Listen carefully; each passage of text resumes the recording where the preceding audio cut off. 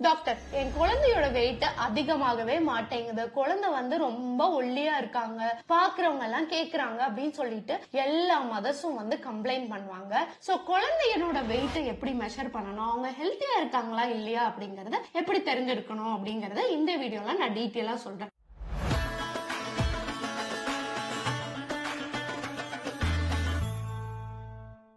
So இப்போ உங்களோட குழந்தை ஒரு பர்த் வெயிட், அதாவது பிறந்தப்போ 3 கிலோ இருக்காங்க அப்படின்னா 6 மாசம் ஆனதுக்கு அப்புறம் அவங்க 6 கிலோ இருக்காங்களான்னு பாருங்க.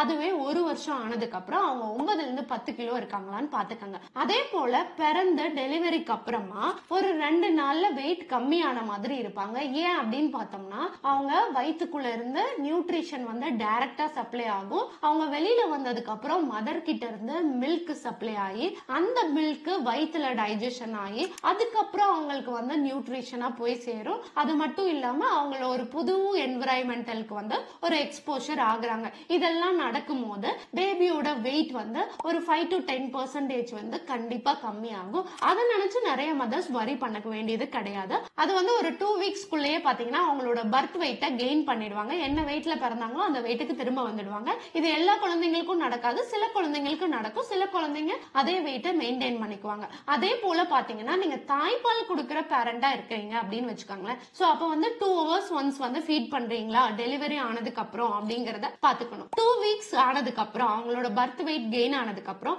டிமாண்ட் ஆன் ஃபீட்னு சொல்லுவோம். பாப்பா எப்பெல்லாம் பால் தேவைப்படுதோ அப்பெல்லாம் கரெக்டா குடுக்குறீங்களா அப்படிங்கறத பாத்துக்கணும். அதே போல மதருக்கு கரெக்டா மில்க் சப்ளை இருக்குதா அப்படிங்கறத பாத்துக்கோங்க.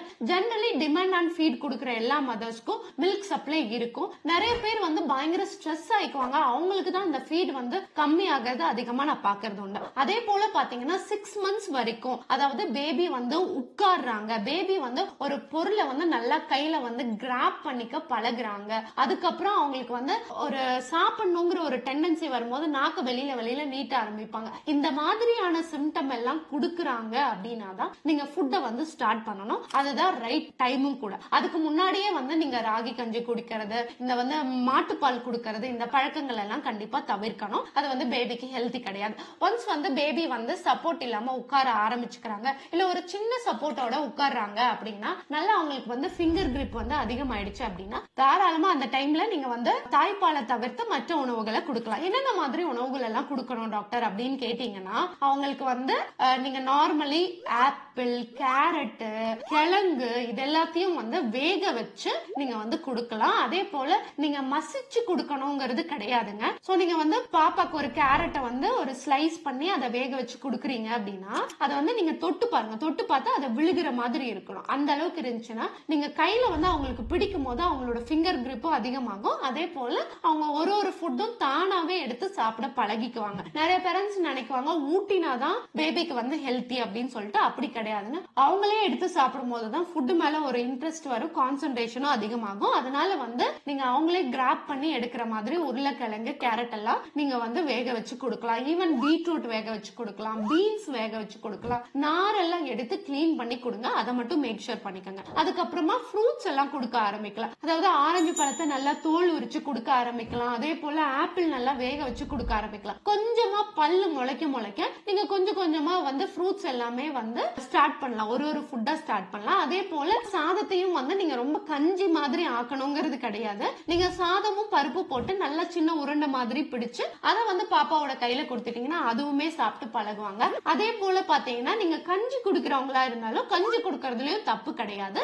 ஆனா பாப்பாக்கு வந்து ஸ்பூன்ல வந்து பிடிக்கிற அளவுக்கு கிராப் பண்ற அளவுக்கு இருந்தாங்க அப்படின்னா அவங்களே எடுத்து சாப்பிடுற அளவுக்கு ட்ரைன் பண்ணுங்க. இனிஷியலி பேரண்ட்ஸ் வந்து கொஞ்சம் ட்ரைன் பண்றதுலயும் தவறும் கிடையாது. ஆனா பேபியை ஃபீட் பண்ணிட்டாங்கன்னா இன்னும் பெட்டரா இருக்கும். அதே போல நிறைய ஃபுட்ஸ வந்து எக்ஸ்ப்ளோர் பண்ண விடுங்க. அதாவது இப்போ வந்து ஒரு 7 months 8 months ஆகுறாங்க அப்படின்னா நம்ம என்னென்ன சாப்பிடுறோமோ அந்த எல்லா ஃபுட்டும் பேபிக்கு வந்து கொஞ்சமா கொடுத்து பழகணும். அதுல மேக் ஷூர் பண்ணிக்கோங்க அதிகமா அளவு காரம் இருக்கக்கூடாது, அதிகமா உப்பு இருக்கக்கூடாது, அதிகமா வறுத்து பொரிச்ச உணவுகளை வந்து கொடுக்காதீங்க. மத்தபடி நீங்க வந்து ஒரு ஸ்டீம்டு வெஜிடபிளா கொடுக்குறீங்க, அதிகமா ஃப்ரூட்ஸ் கொடுக்குறீங்க, நீங்க கஞ்சி வெரைட்டிஸ் கொடுக்குறீங்க, சாதத்துல வந்து நிறைய வெஜிடபிள்ஸ் ஆட் பண்ணி கொடுக்குறீங்கன்னா தாராளமா நீங்க கொடுக்க ஆரம்பிக்கலாம். அதே போல நீங்க சாதம் கொடுக்கும் போது நல்லா மேக் ஷூர் பண்ணிக்கோங்க நீங்க வந்து வெண்ணெயோ நெய்யோ தயிரோ கண்டிப்பா ஆட் பண்ணிக்கோங்க. அது வந்து அவங்களோட நியூட்ரிஷன் வேல்யூவும் கொழுப்பையும் அதிகப்படுத்தும். அதே போல அவங்களுக்கு நல்ல அந்த ஸ்மெல்லுக்கு, நெய்யோட ஸ்மெல் எல்லாம் பாத்தீங்கன்னா ரொம்ப நல்லாவே இருக்கும். அதனால வந்து பேபிஸ்க்கு வந்து ரொம்ப பிடிக்கும், நிறைய சாப்பிடணும்னு நினைப்பாங்க.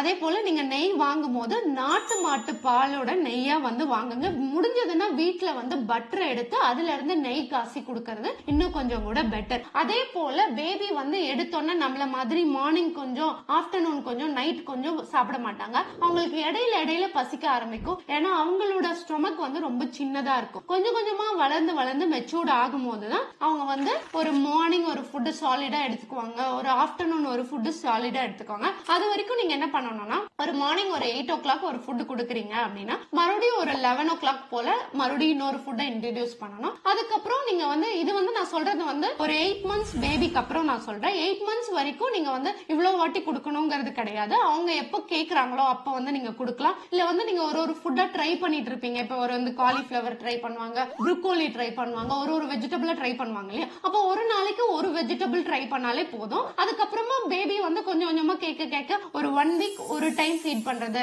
செகண்ட் வீக் 2 times ஃபீட் பண்றது, தேர்ட் வீக் ஒரு 3 ஃபுட்டை வந்து இன்ட்ரடியூஸ் பண்றது, அந்த மாதிரி பண்றது பெட்டர். ஆனா 8 months மேல இருக்கவங்களுக்கு நான் சொல்ற மாதிரி மார்னிங் ஒரு 8 o'clock ஒரு ஃபுட், அதுக்கப்புறம் ஒரு 11 o'clock ஒரு ஃபுட் கொடுக்கலாம். அதுக்கப்புறம் ஒரு 1 o'clock லஞ்சுக்கு வந்து நார்மலி சாதம் வச்சு கொடுத்துக்கலாம். அதுக்கப்புறம் ஒரு 4 o'clock போல அவங்களுக்கு ஸ்நாக்ஸ் மாதிரி ஃப்ரூட்ஸ் மாதிரி இன்ட்ரடியூஸ் பண்ணுங்க. அதுக்கப்புறம் நைட் வந்து நீங்க யூஸ்வலி வீட்ல தோசை பண்றீங்களா, சப்பாத்தி பண்றீங்களா, அதை வந்து டைரக்டா கொடுக்க ஆரம்பிச்சுக்கலாம். செல்ஃப் ஃபீட் பண்ற பேபிஸ் நிறைய கண்டிப்பா சாப்பிடுவாங்க. நம்ம எல்லாரும் என்ன நினைச்சுக்குவாங்கன்னா ஊட்டி விட்டாதான் நிறைய சாப்பிடுவாங்க அப்படின்றது அப்படி கிடையாது. அவங்களுக்கு எவ்வளவு போதுமோ அவ்வளவு சாப்பிட்டாலே போதும். நீங்க ஃபோர்ஸ் ஃபீட் பண்ணும்போது ஃபுட் மேல ஒரு வெறுப்பு உருவாகிடும். அதே போல இப்போ சில வீடுகள்ல பாத்தீங்கன்னா காலையில எந்திரிச்சோன்னா ராகி கஞ்சினா அதே ஃபுட்டை வந்து ரிப்பீட்டடா கொடுத்துட்டு இருப்பாங்க. தயவு செஞ்சு அந்த மாதிரி விஷயங்களை பண்ணாதீங்க. அதே ஃபுட்டை கொடுக்கும் போது பேபிக்கு வந்து அது மேல வெறுப்பு வந்துடும். சோ நீங்க ஃபுட்டை வந்து வேற வேற மாதிரி மாத்தி மாத்தி கொடுத்து பாருங்க. பேபிக்கு எது பிடிக்குது அப்படிங்கறத பாருங்க. அதே போல நான் சொன்ன மாதிரி